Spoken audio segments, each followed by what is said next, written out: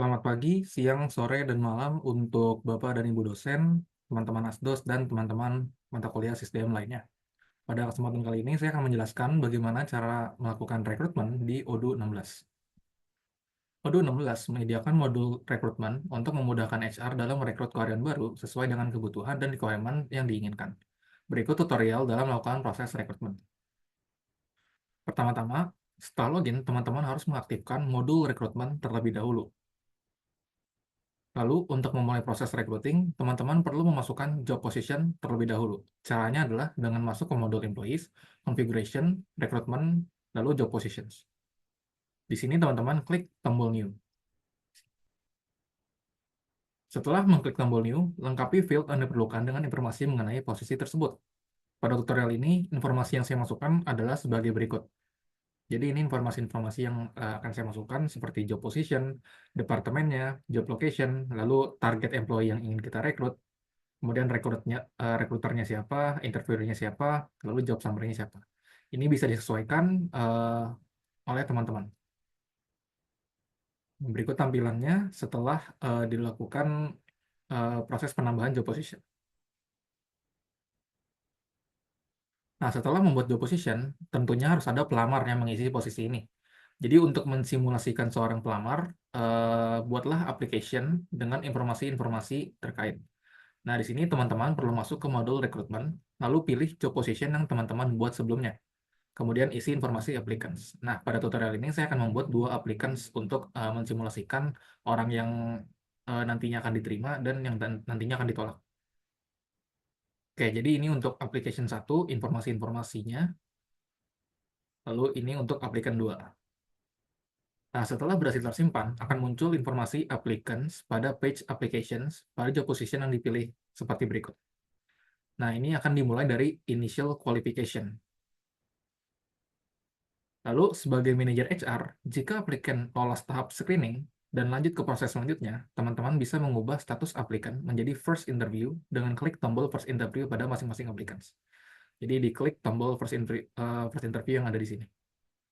Lalu, status applicants akan berubah seperti berikut. Yang sebelumnya ada di initial qualification menjadi first interview. Nah, untuk melakukan interview, teman-teman perlu membuat jadwal dengan pelamar, lalu kirim melalui email untuk melakukan interview dan tes psikologi yang diatur dengan ketentuan yang dibuat. Nah, tapi di sini teman-teman perlu login sebagai staff recruitment terlebih dahulu untuk mensimulasikan proses yang memang terjadi di perusahaan. Lalu setelah login sebagai staff, teman-teman pilih aplikan yang ingin dibuatkan jadwal interview, kemudian klik no meeting di sini. Atau jika misalkan sudah dibuat meeting, bisa saja menjadi next meeting. Tapi itu disesuaikan. Nah, di sini setelah diklik no meeting, teman-teman akan masuk ke sebuah timetable seperti ini, lalu klik tombol new. Kemudian masukkan detail interview dengan mengisi field-field yang diperlukan, seperti kapan mulai interviewnya, kapan berakhirnya, durasinya, lalu deskripsinya, lalu lokasi interviewnya, apakah online atau enggak, lalu URL video call-nya juga kalau misalkan memang dilakukan secara online. Lalu setelah pelamar yang kita buat lolos tahap interview dan tes psikologi, klik tombol markdown pada log note, lalu berikan feedback singkat. Jadi di sini pada log note, klik markdown, lalu berikan feedback seperti lolos ke tahap selanjutnya, dan lain-lain. Nah, setelah itu, teman-teman perlu login sebagai manajer HR untuk mengubah status pelamar ke second interview untuk mengikuti tahap selanjutnya. Cara untuk mengubahnya sama seperti sebelumnya, jadi klik second interview. Lalu berikut tampilannya ya. Sekarang sudah di second interview. Kemudian atur lagi jadwal interview yang baru dengan detail pertemuan yang sama dengan interview pertama. Tapi ada perbedaan informasi nih, karena interview kedua ini bukan interview HR, tetapi interview user. Sehingga perlu menyesuaikan dengan informasi user. Seperti subjeknya itu user, lalu attendees-nya ada usernya juga, yaitu senior accountant alias atasannya nanti. Lalu seperti starting ad-nya, ending ad-nya juga disesuaikan lagi. Kemudian informasi lainnya juga perlu disesuaikan karena ini berbeda ya, yaitu interview user, bukan interview HR. Setelah dilakukan interview user, berdasarkan simulasi ya, applicants 2 ternyata lolos. Jadi ubah status meeting interview user menjadi done dan berikan feedback singkat lagi. Seperti ini, lolos ke tahap selanjutnya. Nah, sementara applicant 1 gagal. Jadi feedbacknya disesuaikan, yaitu gagal ke tahap selanjutnya. Nah, karena applicant 1 gagal, sebagai senior accountant, ubah status application applicant 1 dengan cara berikut. Jadi, pertama teman-teman perlu login dulu sebagai senior accountant, kemudian buat review reasons yang sesuai dengan skenario yang diinginkan. Misalkan, di sini skenarionya adalah dia tidak lolos karena tidak memenuhi harapan terkait kemampuan pengoperasian software akuntansi. Padahal itu adalah sebuah requirement. Jadi, buat review reasons di rekrutmen dengan cara berikut. Jadi, klik new, lalu buat deskripsinya apa, terus email template-nya adalah recruitment reviews. Lalu ubah status pelamar menjadi reviews dengan klik tombol reviews. Jadi nanti teman-teman masuk ke pelamar, lalu klik tombol reviews di sini. Kemudian masukkan reviews reason-nya yang teman-teman buat sebelumnya. Kemudian klik reviews. Nah, nanti akan muncul nih status reviews seperti ini. Nah, setelah itu aplikasi 2 kan sudah berhasil ya, lolos ke tahap selanjutnya. Jadi manajer HR dapat mengubah status aplikasi 2 ke tahap selanjutnya, yaitu offering. Tetapi tim HR tidak bisa nih memenuhi ekspektasi gaji pelamar karena perusahaan hanya mampu menawarkan gaji sebesar 20 juta. Jadi manajer HR perlu mengubah proposal salary sesuai dengan tawaran dengan cara berikut. Jadi ubah status 2 applicant 2 menjadi contract proposal, lalu tambahkan proposal salary sebesar 20 juta. Jadi ditambahkan di sini, di bawah expected salary. Nanti pelamar 2 akan diinformasikan, lalu akan memutuskan apakah yang menerima tawaran atau tidak.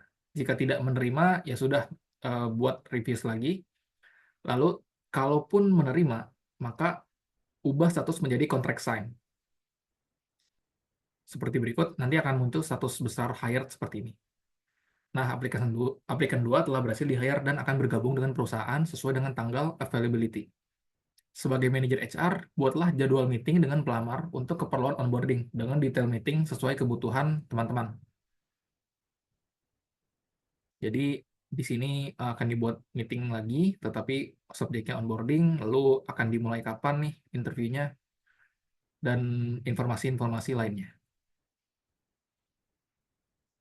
Nah, proses rekrutmen telah selesai dilaksanakan. Selanjutnya adalah personal administration. Jadi setelah teman-teman berhasil merekrut user tadi, applicant tadi, maka teman-teman akan memasukkannya sebagai employee. Jadi teman-teman akan mendaftarkan applicant 2 sebagai employee, sehingga harus membuat karyawan dengan informasi yang disesuaikan. Nah, teman-teman bisa merujuk ke artikel Medium saya sebelumnya untuk membuat employee. Nah, tautannya adalah seperti berikut. Tampilan karyawan setelah dibuat adalah sebagai berikut. Jadi teman-teman bisa nih menyesuaikan work mobile-nya, work phone-nya, work email-nya, dan lain-lain.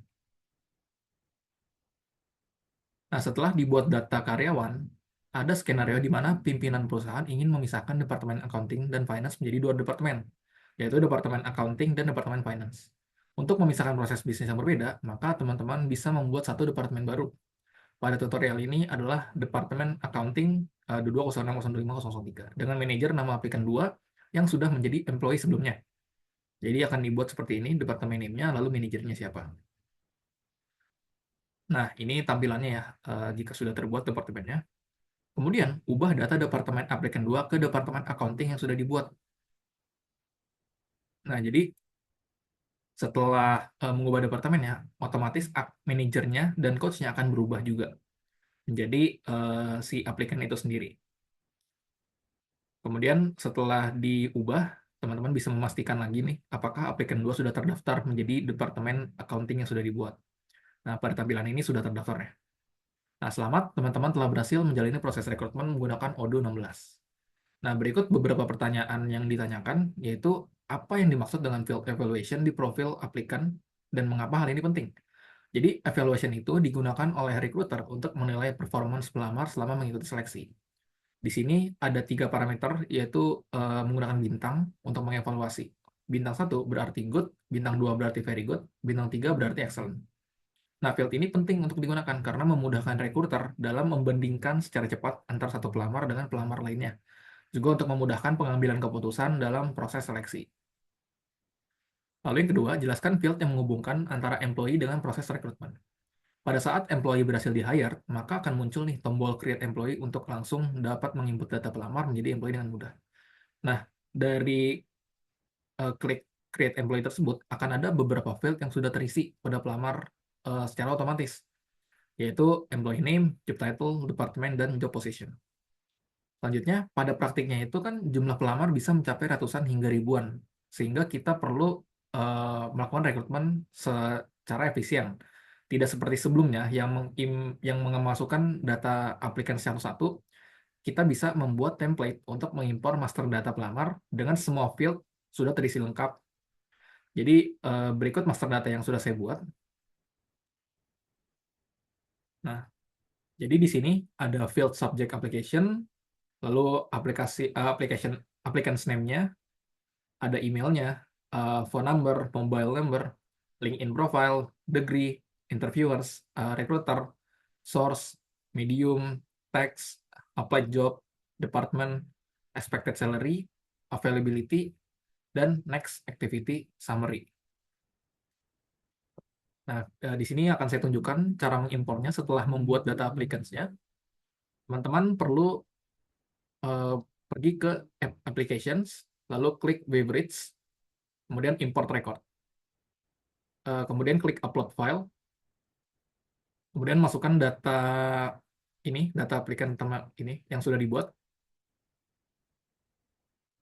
Nah, akan tampilannya menjadi seperti berikut. Teman-teman bisa melakukan tes terlebih dahulu. Nah, di sini jika ada status everything seems valid, artinya data sudah valid ya, dan siap untuk diimport. Kemudian klik import. Nah, di sini akan masuk data yang sudah dibuat, data applicants-nya, pada initial qualification. Nah, di sini saya akan melihat ya, contohnya Edi. Nah, ini data-data yang ada di file Excel tadi sudah terinput di sini ya, sudah berhasil terinput.